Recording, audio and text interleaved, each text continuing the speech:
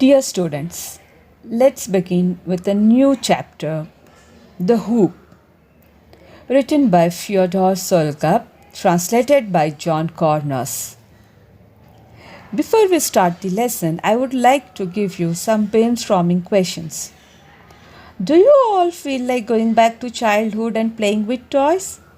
Do you think everyone has unfulfilled wishes? Are your dreams a way to fulfill your wishes? So, giving a thought over those questions, we'll start a lesson with the introduction of author. Fyodor Kosmik Sologub was born in 1863 and died on 1927. He is a prolific Russian author, dramatist, essayist, and poet of symbologist movement. His undoubted masterpiece being The Petty Demon, 1907. He was born on 17 February 1863 in St. Petersburg, Russia. He was later to adopt the pseudonym Sologub. In 1882, after training at the St. Petersburg Teachers Training Institute, Sologub was appointed teacher of Novosibirsk Municipal School and began his career, mainly teaching math, with the Russian Ministry of Public Education. A significant date for Sologub was the 28th of January 1884 when his poem Fox and Hedgehog was published in the magazine Vesna, his first literary success. Much of his ensuing poetry dealt laconically with morbid themes and death in beautifully simplistic way, unencumbered by heavy metaphor. The present lesson has been translated by John Kronos, originally written by Fyodor Sologub in Russian language. Let us begin now with the text. I am mentioning here the text because I have taken the text directly from the textbooks. So, let us start. A woman was taking her morning stroll in a lonely suburban street. A boy of 4 was with her. She was young and smart, and she was smiling brightly. She was casting affectionate glances at her son, whose red cheeks beamed with happiness. The boy was bowling a hoop, a large, new, bright yellow hoop. He ran after his hoop awkwardly, laughed uproariously with joy, thrust forward his plump little legs bare at the knee, and flourished his stick. He needn't have raised his stick so high above his head, but what of that? What happiness! He had never had a hoop before. How briskly it made him run! And nothing of this had excited him before. Everything was new to him.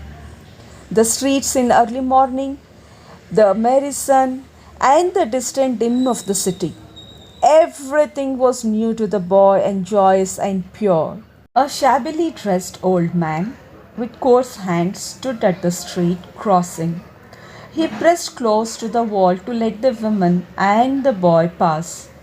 The old man looked at the boy with dull eyes and smiled stupidly. Confused, sluggish thoughts struggled within his almost bald head. A little gentleman, said he to himself.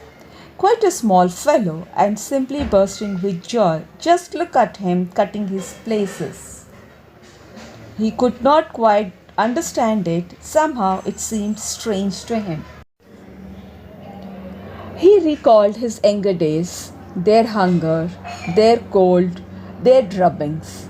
He had never had fun with a hoop or other playthings of well-to-do folks. Thus passed all his life in poverty, in care, in misery. And he recalled nothing, not a single joy. He smiled with his toothless mouth at the boy and envied him. He reflected, what a silly sport. But envy tormented him. He went to work, to the factory where he had worked from childhood, where he had grown old, and all day he thought of the boy. It was a fixed, deep-rooted thought. He simply could not get the boy out of his mind. He saw him running, laughing, stamping his feet, bowling the hoop. What plump little legs he had, bared at the knee. All day long, amid the din of the factory wheels, the boy with the hoop appeared to him, and at night he saw the boy in a dream. The machines were clattering, the labor was monotonous, automatic. The hands were busy at their accustomed tasks. The toothless mouth was smiling at a diverting fancy. The air was thick with dust, and under the high ceiling, strap after strap, with hissing sound, glided quickly from wheel to wheel, endless in number. The far corners were invisible for the dense, escaping vapors. Men emerged here and there like phantoms, and the human voice was not heard from the incessant din of the machines. The old man's fancy was at work. He had become a little boy for the movement. His mother was a gentlewoman, and he had his hoop and his little stick. He was playing, driving the hoop with this little stick. He wore a white costume. His legs were plump, bare at the knee. The days passed, the work went on, the fancy persisted.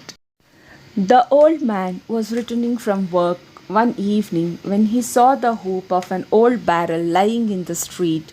It was a rough, dirty object. He glanced cautiously around him, then he bent down, picked up the hoop with trembling hands, and smiling shamefacedly carried it home with him. He carried it stealthily, afraid of ridicule. Why he picked it up and why he carried it, he himself could not tell. Still, it was like the boy's hoop, and this was enough. There was no harm in it lying about. For several days, the hoop lay under the bed in the old man's poor, cramped quarters. Sometimes he would take it from its place and look at it. The dirty grey hoop soothed the old man, and the sight of it quickened his persistent thoughts about the happy little boy. It was a clear, warm morning, and the birds were chirping away in the consumptive urban trees somewhat more cheerfully than usual. The old man rose early, took his hoop, and walked a little distance out of town. There was neither dust nor din here, and the gentle, exquisitive morning mist lay behind the trees. The old feet glided over the dry leaves and stumbled across the old garnered roots. He came upon an opening full of daylight and of calm. The dewdrops, countless and opalescent, gleamed upon the green blades of newly mown grass. The old man laughed, brightened at once, and pursued the hoop like that little boy. He kicked up his feet and drove the hoop with like that little boy. It seemed to him that he was small, beloved, and happy. It seemed to him that he was being looked after by his mother, who was following close behind and smiling. Like a child on his first outing, he felt refreshed on the bright grass and on the still mosses. His goat like dust grey beard, that harmonized with his sallow face, trembled while his cough mingled with his laugh, and raucous sounds came from his toothless mouth. And the old man grew to love his morning hour in the woods with the hoop. He sometimes thought he might be discovered and ridiculed, and this aroused him to a keen sense of shame. This shame resembled fear. He would grow numb, and his knees would give way under him. He would look around him with fright and timidity, and having diverted himself to his heart's content, he would return to the city, smiling gently and joyously. No one had ever found him out, and nothing unusual ever happened. The old man played peacefully for several days, and one every dewy morning he caught cold. He went to bed and soon died. Dying in the factory hospital among strangers, indifferent people, he smiled serenely. His memories soothed him. He, too, had been a child. He, too, had laughed and scampered across the green grass among the dark trees. His beloved mother had followed him with her eyes. So, as we started the lesson, we talked about childhood and playing with toys. Here is a story written by Solagap where an old man has lost his childhood without any of his memories, and we always have dreams to be fulfilled, and those unfulfilled dreams we wish to achieve.